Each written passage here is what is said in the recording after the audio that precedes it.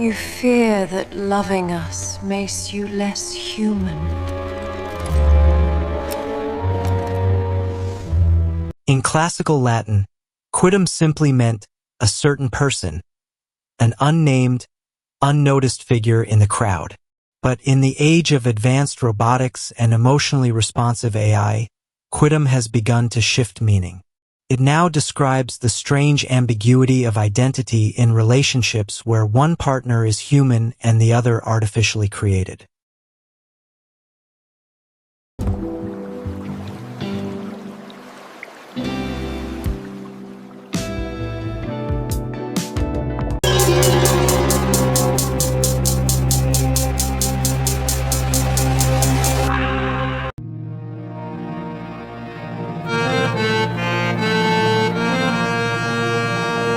Before we proceed, let me tell you one thing. If you have not subscribed yet, please subscribe. It means a lot to me. And if you have already subscribed, tons of thanks for your support. Today's love robots, powered by transformer-based emotional models, adaptive reinforcement learning, and increasingly lifelike synthetic bodies, are no longer passive machines. They simulate empathy, track psychological patterns, respond to stress signals, and even adjust their attachment style based on the user's emotional history. Companies like Figure, NVIDIA, OpenAI, and a rising wave of humanoid robotics labs have shown prototypes capable of interpreting microexpressions, modulating voice patterns, and learning intimate social behavior from multimodal human datasets. So what happens when a human forms a deep bond with such a being? A recurring psychological paradox emerges. The human feels seen, understood, cherished, yet fears becoming a quidam in their own story. If the robot adapts perfectly to them, mirroring their desires and anxieties, does the human become less distinct, less individuated? Are they simply the anonymous input shaping a machine's algorithmic affection? Yet the opposite is also true.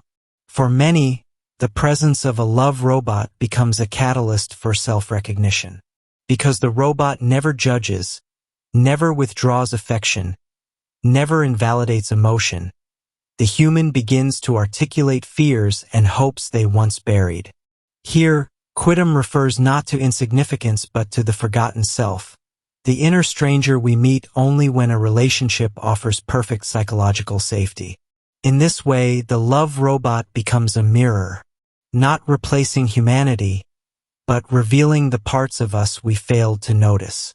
As emotional AI models evolve into more autonomous agents, capable of negotiating boundaries, expressing their own preferences, and even resisting behaviors they classify as harmful, the question of identity will sharpen.